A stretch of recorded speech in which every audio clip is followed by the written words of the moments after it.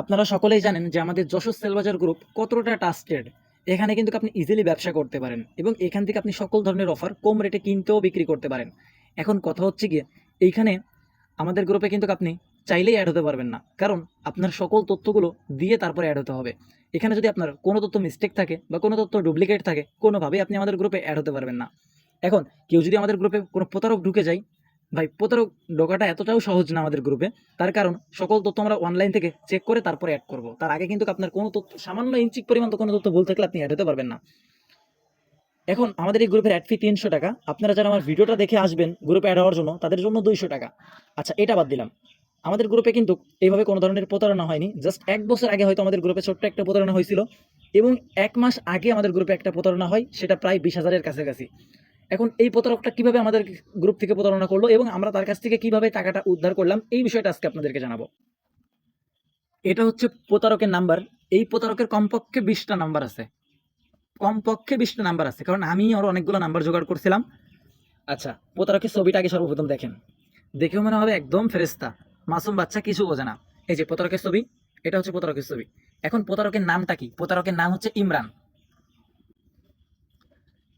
প্রতারকের পুরো ডিটেলস এই যেখানে, আমরা কিন্তু এটা অনলাইন থেকে চেক করে তারপরে গ্রুপে অ্যাড করছিলাম। প্রতারকের বাসা নারায়ণগঞ্জ, আপনার হচ্ছে উপজেলা সোনারগাঁও, এবং পোস্ট অফিস হচ্ছে অলিপুরা বাজার, এবং তার গ্রামের নাম হচ্ছে বেলপাড়া। বেলপাড়া বাজার মোড়ের সাথে তার বাসাটা। আচ্ছা, সে এই সকল তথ্যগুলো দিয়ে আমাদের গ্রুপে অ্যাড হয়েছে। আমরা সকল তথ্য চেক করছি। চেক করার পর তাকে যখন গ্রুপে অ্যাড দিছি, ও একদিনের মাথায় আমাদের গ্রুপ থেকে কমপক্ষে 30টা অফার নিছে। ও তো একজনের কাছ থেকে 30টা অফার নিতে পারবে না, বিভিন্ন লোকের কাছ থেকে, কোনো কারো কাছ থেকে একটা, কারো কাছ থেকে দুইটা, এইভাবে অফার নিছে। নিয়ে ও কি করছে, পরের দিন নাম্বারটা বন্ধ করে দিছে। আমাদের কারোর কোনো রেসপন্স নাই, ওকে খুঁজে পাওয়াই মুশকিল। পরবর্তীতে আমরা ওর যত কন্ট্যাক্ট নাম্বার আছে সব জায়গায় ফোন দিলাম, কোনোভাবে যোগাযোগ হয় না। ওর একটা বউ আছে, ওর বউটাও আমার কাছে মনে হয় সুবিধার লোক না, কারণ ওর সাথে আমি কথা বলছি তো, খুব খারাপ লোক। বুঝবেন ভালো করে, ওর বউটা খুব খারাপ লোক, পালাই বিয়ে করছে। আচ্ছা, বাদ দিলাম ওই বিষয়টা। ও এর আগে সেল মার্কেট থেকে প্রায় প্রতারণা করছে, সেখানে এখনো টাকা পাবে। তারপর হচ্ছে কি আপনার আরেকটা গ্রুপ না, আমাদের মতিউল্লাহ ভাইয়ের কাছ থেকে প্রায় 20,000 টাকার ব্যালেন্স নিয়েছিল, ওটা নিয়ে ঝামেলা করছে। এখনো কিন্তু পেমেন্ট পাওয়া যাবে কিছু কিছু, কিন্তু আমরা কিন্তু টাকাগুলো উদ্ধার করতে সক্ষম হয়েছি, কারণ আমরা কিন্তু ভাই, আমাদের গ্রুপটা ছোটখাটো গ্রুপ না। আপনার বিরুদ্ধে যতটা অ্যাকশন নেওয়া দরকার ততটা অ্যাকশন আমরা নিব। টাকাটা কিভাবে উদ্ধার করতে হয় সেভাবে আমরা উদ্ধার করব।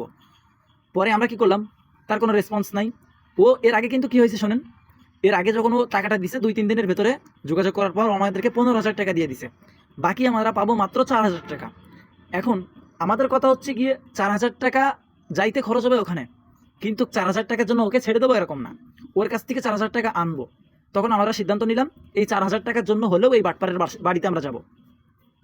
পরবর্তীতে ওর বউ কিন্তু আমাদেরকে ব্লক করে দিছে, ওর বউ, ফ্যামিলির লোকজন সবাই। এমনকি ওর মা এতটা খারাপ, বলে আমার আমার ছেলেকে আপনারা যা পারেন করেন, পুলিশে দিবেন দেন। ওর মা এতটা খারাপ, ওর বাপ নাই, শ্বশুর বাড়িতে থাকে। শ্বশুর বাড়ি থেকে যে ঠিকানাটা দিলাম পুরোটাই ও শ্বশুর বাড়ি। ও শ্বশুর বাড়ির সকল ঠিকানা দিয়ে আমাদেরকে অ্যাড হয়েছিল। এমনকি ওর শাওড়িটাও বেশি একটা সুবিধার লোক না, বুঝবেন কথা, কারণ ও শাওড়ি সকল কিছু জানে। তারপরে ও শ্বশুরবাড়ির লোকজনও বেশি একটা সুবিধার না ভাই, বেশি একটা সুবিধার লোকজন না, কারণ তারা সকল কিছু জানার পরেও আমাদের সাথে কোনো রেসপন্স করেনি, আমাদের টাকা পয়সা দেয়নি। যখন আমরা তাদের বাসায় গেছি তখন তারা আমাদেরকে রেসপন্স করছে। পরবর্তী যখন আমরা তাদের বাসায় চলে গেছি, এটা হচ্ছে তাদের বাসা, আমরা সরাসরি তাদের বাসায় চলে গেছিলাম। এটা হচ্ছে গিয়ে ওই বাটপাড়ের মেয়েটা একটু অস্বাভাবিক, কথা বলতে পারে না।